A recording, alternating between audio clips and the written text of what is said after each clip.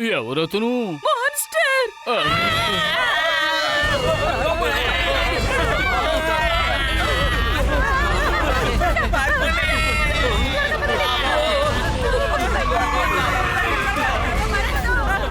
ఇమ్లీ, ఇదంతా జంటు ఇంద్రజాలం వల్లే జరిగింది.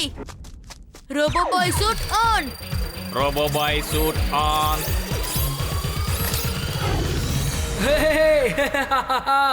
నేను ఇప్పుడు ఎంత పెద్దవాడిని అయిపోయాను. ఇప్పుడు నేను ఏమైనా చెయ్యగలను.